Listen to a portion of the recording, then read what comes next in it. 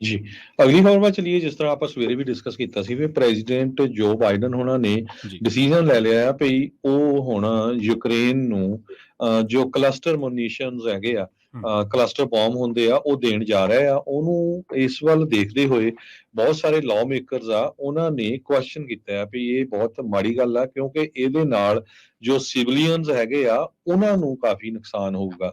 Republicans ਨੇ ਇਸ ਸਾਰੇ ਕਾਸੇ ਦੇ ਵਿੱਚ ਖੁਸ਼ੀ ਮਨਾਈ ਆ, ਪਰ ਬਹੁਤ ਸਾਰੇ ਡੈਮੋਕ੍ਰੇਟਸ ਇਸ ਐਡਮਿਨਿਸਟ੍ਰੇਸ਼ਨ ਨੂੰ ਅਕਿਊਜ਼ ਕਰ ਰਹੇ ਆ ਵੀ ਤੁਹਾਡੀਆਂ ਜਿਹੜੀਆਂ ਪਾਲਿਸੀਜ਼ ਆ, ਡਿਸੀਜਨ ਆ, ਇਹ ਹਿਪੋਕ੍ਰਿਟੀਕਲ ਹੈਗੀਆਂ ਆ। ਇੱਕ ਪਾਸੇ ਤਾਂ ਤੁਸੀਂ ਕਹਿੰਦੇ ਆ ਵੀ ਅਸੀਂ ਲੋਕਾਂ ਦੀ ਸੇਵਾ ਦੇ ਲਈ ਆ, ਲੋਕਾਂ ਨੂੰ ਸੇਵ ਕਰਨਾ ਆ, ਜ਼ੁਲਮ ਹੋ ਰਿਹਾ। ਦੂਜੇ ਪਾਸੇ ਤੁਸੀਂ ਉਹਨਾਂ ਨੂੰ ਜਿਹੜੇ ਕਲਸਟਰ ਬੰਬ ਦੇ ਰਹੇ, ਜਦੋਂ ਉਹ ਡਿੱਗਣੇ ਆ ਤਾਂ ਉਹ ਕਿਤੇ ਪੋਲੀਟੀਸ਼ੀਅਨਾਂ ਦੇ ਉੱਤੇ ਥੋੜ੍ਹਾ ਡਿੱਗਣੇ ਆ, ਉਹ ਤਾਂ ਆਮ ਲੋਕਾਂ ਦੇ ਉੱਤੇ ਵੀ ਡਿੱਗਣੇ ਹੈਗੇ ਆ।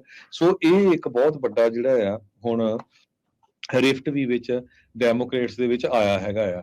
ਇੱਕ ਰਿਪਰੈਜ਼ੈਂਟੇਟਿਵ ਜਿਮ ਮੈਗਵਰਨ ਹੈਗੇ ਆ ਡੈਮੋਕ੍ਰੇਟਸ ਆਫ ਮੈਸੇਚਿਊਸੇਟਸ ਦੇ, ਉਹ ਕਹਿੰਦੇ ਆ ਵੀ ਹੰਡਰਡਸ ਆਫ ਬੰਬਲੈਟਸ ਜਿਹੜੇ ਇਹ ਜਾਣੇ ਆ, ਇਹ ਇੰਜਰ ਕਰ ਸਕਦੇ ਆ, ਲੋਕਾਂ ਨੂੰ ਮਾਰ ਸਕਦੇ ਆ, ਖਾਸ ਕਰਕੇ ਸਿਵਲੀਅਨਸ ਨੂੰ। ਰਿਪਬਲਿਕਨਸ ਕਹਿੰਦੇ ਆ ਵੀ ਪ੍ਰੈਜ਼ੀਡੈਂਟ ਬਾਈਡਨ ਨੇ ਜੋ ਡਿਸੀਜਨ ਲਿਆ ਉਹ ਬਹੁਤ ਵਧੀਆ ਰਿਹਾ ਹੈਗਾ। ਟੌਮ ਕਾਟਨ ਰਿਪਬਲਿਕਨ ਐਰਕਨਸਾਸ ਦੇ ਆ, ਉਹਨਾਂ ਨੇ ਇਹ ਕਿਹਾ ਆ ਵੀ ਪੁਟਿਨ ਨੂੰ ਹਰਾਉਣ ਦੇ ਲਈ ਇਹ ਜਿਹੜੇ ਬੰਬ ਦੇਣੇ ਬਹੁਤ ਜ਼ਰੂਰੀ ਬਣੇ ਹੋਏ ਸੀ। ਸੋ ਇਹ ਸਿਚੁਏਸ਼ਨ ਅੱਜ ਦੀ ਡੇਟ ਦੇ ਵਿੱਚ ਵਾਈਟ ਹਾਊਸ ਦੀ ਬਣੀ ਹੋਈ ਆ। ਪਰ ਪ੍ਰੈਜ਼ੀਡੈਂਟ ਬਾਈਡਨ ਉਹਨਾਂ ਨੇ ਇਹ ਕਿਹਾ ਵੀ ਮੈਨੂੰ ਇਹ ਜਿਹੜਾ ਡਿਸੀਜਨ ਆ ਇਹ ਬੜਾ ਔਖਾ ਹੋ ਕੇ ਲੈਣਾ ਪਿਆ ਆ, ਪਰ ਅਸੀਂ ਜਿਹੜੇ ਬੰਬ ਆ ਉਹ ਦੇਣ ਜਾ ਰਹੇ ਆ ਯੂਕਰੇਨ ਨੂੰ। ਜੀ ਜੀ